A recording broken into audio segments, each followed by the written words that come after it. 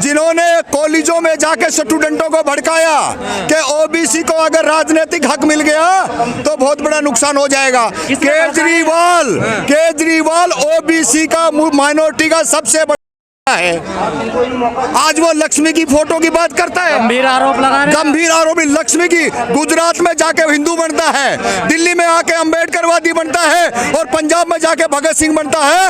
ऐसे बहरूबिये को आम जनता ने समझना पड़ेगा, अन्यथा आप ये देख लेना आने वाला भविष्य में आपके बच्चे आतंकवादी बनेंगे। भ्रष्टाचार खत्म कर दिया दिल्ली। कोई भ्रष्टाचार नहीं है, पूरे का पूरा भ्रष्टाचार में, शराब घोटाले में, शिक्षा घोटाले तक की बात आ गई। कल ही जो नया एलजी आया उसने तो कह दिया कि समीक्षा होनी चाहिए स्कूलों की। ये तमाम तरह के बहरूबिये हैं। बहरूबियों को जो सामाजिक जो राजनीतिक वंचित कट्टर ईमानदार है। कोई ईमानदार नहीं है, कोई ईमानदार नहीं, सबसे बड़े गुंडे हैं, सबसे बड़े गुंडे। और दिल्ली में दंगे हुए, केजरीवाल 5 दिन तक यहाँ बैठा रहे चुपचाप। कोई केजरीवाल की मुंह से एक बार उफनी निकली है, क्योंकि वहाँ पे ताकतवर लोग नहीं थे, वहाँ पे मजदूर लोग थे, वहाँ पे अपना छोटा मोटा व्यवसाय करने वाले लोग थे। अगर इसके जमीर होता, इस केजरीवाल में अगर जमीर होता तो तुरंत जाकर के वहां पे कहता कि बहुत बड़ी नाइंसाफी हुई है हमारे भाइयों के साथ में। लेकिन वोट बैंक की राजनीतिक दिल्ली दंगे हुए तो जो लोग मारे गए उनको दिए नहीं, देखिए 1 करोड़ के चेक दिए। देखिए आपको 1 करोड़ का मिल गया होगा। मैं कह रहा हूँ ना, बीजेपी आरएसएस वालों की यही भाषा होती है। आपको मिला होगा, जो ओरिजिनल पीड़ित है ना वहाँ के, रातों रात इस तालिबानी सरकार के भय से, डर से अपने भाई भतीजा को यहाँ से अपने गांव डेड बॉडियों को लेकर गए थे, क्योंकि पता नहीं है राक्षस प्राणी के लोग क्या कर देंगे। और आपने जाके फैक्ट फाइंडिंग नहीं की थी, हम अगले ही दिन वहां पे जाके फैक्ट फाइंडिंग करी। जिसकी बच्चियों की शादी थी, पूरे के पूरे मिठाई के रोज सामानों के अंदर, टेंटों के अंदर दुनिया भर का कूड़ा पड़ा हुआ था। पता नहीं किस का जो राशन की दुकान पर सामान लेने का था, उनकी हालतें खराब थी। तो पूछिए मत, केजरीवाल का नाम मत लीजिए। केजरीवाल, नरेंद्र मोदी एक ही सिक्के के पहलू दो। ऑप्शन क्या है आपके पास? नहीं, हमारे पास ऑप्शन ही ऑप्शन है ना।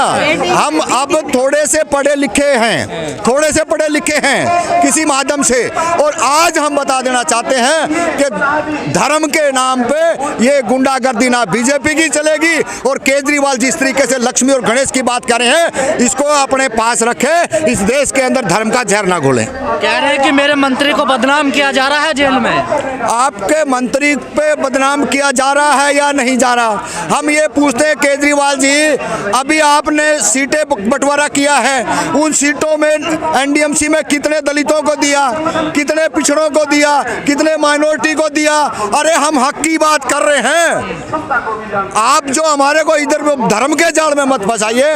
इस देश के अंदर संविधान लागू है, और जितनी जिनकी संख्या भारी है उतना उनको राजनीतिक में हक दें, ताकि पता चले आप न्यायप्रिय हो। जो हमेशा से लताड़ा गया है, जो हमेशा से उनके हक अधिकार से वंचित रखा गया है, चाहे शिक्षा की बात हो, चाहे नौकरियों की बात हो, चाहे राज में हिस्सेदारी की बात हो, और चाहे इस देश की लैंड की बात हो, इस शोषित वर्ग को तमाम राजनीतिक दलों ने इनका सामाजिक बहिष्कार किया है। और जिस बहिष्कार का आज आप जंतर मंतर पर देख सकते हैं कि तमाम तरह के, चाहे वो बीजेपी के सांसद रहे हो, चाहे वो कांग्रेस के सांसद रहे हो, चाहे वो अन्य पार्टियों के सांसद रहे हो, आज उनको इस बात का एहसास हो चुका है कि जो दलित पिछड़ों का वोट लेकर के और इस देश के अंदर पार्लियामेंट में जाने का जो काम किया, लेकिन उन्होंने उनका भी, हमारा तो इन चारों चीज़ों से तो हनन किया ही है, लेकिन आज उनका भी हनन हुआ है। और उस हनन का यही है कि आज तमाम तरह के जो SC ST OBC और माइनॉरिटी के जो लोग हैं, वो आज बाबा साहब का संविधान दिवस मना रहे हैं। और पहली बार जंतर मंतर पर इतनी भारी तादाद में जो अलग अलग किस्म के जो लोग थे, अलग अलग वैरायटी के जो लोग थे, वो मैं वैरायटी और वर्ग क्यों बता रहा हूँ, क्योंकि कुछ लोगों की महत्वाकांक्षाएं थी कि आपके अच्छे दिन बीजेपी में आएंगे, आपके अच्छे दिन कांग्रेस में आएंगे, लेकिन उन्होंने देख लिया कि आपका रिजर्व से जो सांसद चुन के गए थे वहां पे, उन्होंने कोई भला नहीं किया है। और जो बगैर रिजर्व के 200 सांसद ओबीसी के चुन करके जाते हैं, उन्होंने भी कभी जाकर के वहां संविधान की बात नहीं कही। पर्सनल अपने फायदे में आने वाले समय के अंदर भी क्योंकि समस्या बहुत सारी लिखित है, हम लोग उस प्रदेश से आते हैं, प्रदेश की धरती से जहां सबसे ज्यादा है इस दलित समाज के ऊपर, दलित समाज पर सबसे ज्यादा भारत में उत्तर प्रदेश में केस दर्ज होते हैं। और दर्ज तो हम लोग कह रहे हैं तो सरकार ने आपको कहना है नजर ऐसे कितने सारे केसेस जो सोशल मीडिया के माध्यम से हम तक पहुंचते हैं और जिन पर कोई कार्रवाई नहीं होती। तो मैं निवेदन करूंगा आयोग के सम्मानित अपने समाज के सम्मानित साथियों से कि कम से कम समाज को यह मैसेज देने का काम किया जाए कि सरकार किसी की हो लेकिन दलित समाज के साथ अन्याय नहीं होगा। शुरू किया है वो गांव की पंचायत तक संविधान दिवस हम लोग मनाने लगे हैं, यह भी हम सबके लिए गर्व है। मुझे लगता है कि संविधान दिवस पर जो हमारे सम्मानित आयोग के प्रतिनिधि अध्यक्ष और दोनों माननीय सदस्य हम लोगों के समक्ष हैं, वह हम लोगों की जो भावनाएं हैं संविधान के सम्मान के प्रति, चाहे किसी भी विभाग की रही हो। जितने भी लीडर्स ने कहा है कि हमने माननीय अध्यक्ष जी का लगभग जो 2 सालों का इनका कार्यकाल हो गया है, उस कार्यकाल को देखा है, समझा है और एक सशक्त अनुसूचित जाति आयोग आज देश में हमारी पहचान बन गया है। इसके लिए हम माननीय अध्यक्ष जी को और इनके दोनों सम्मानित आज उपस्थित सदस्य गणों को आभार व्यक्त करते हैं, साधुवाद करते हैं। और यही हम लोगों की आज इस संविधान दिवस के उपलक्ष्य में अपने आयोग के समक्ष यही विषय है कि एक सशक्त आवाज के रूप में जो आवाज आपको जो है भारतीय संविधान के माध्यम से मिली है, देश के राष्ट्रपति के अधिकारों के साथ मिली है, वह आवाज इसी प्रकार बुलंद रहे। यही कहता हुआ संविधान दिवस पर एक बार फिर आप सबको बहुत बहुत शुभकामनाएं देता हूं, मंगल कामनाएं।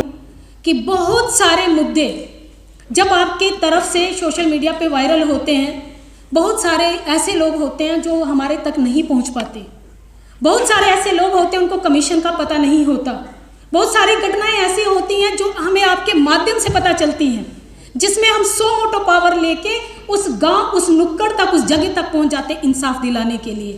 पहले लोग कमीशन में आते थे, आज का कमीशन चलकर उनके घर पे जाता है कि तुम्हारा दर्द क्या है वो बांटने में।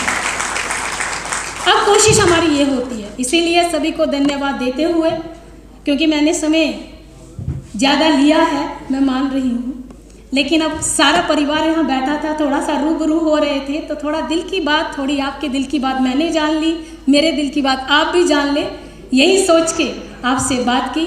अब अपनी पंक्तियों के माध्यम से मैं अपनी वाणी को विराम दूंगी कि जीत की खातिर जुनून चाहिए, जीत की खातिर जुनून चाहिए, जिसमें हो उबाल ऐसा खून चाहिए, जे आसमां भी आएगा जमी पर, जे आसमां भी आएगा जमी पर, इरादों में जीत की घूम चाहिए। अब बाबा साहब का जोरदार नारा मेरे साथ लगाएंगे, जय जय जय जय जय भीम, जय भीम, जय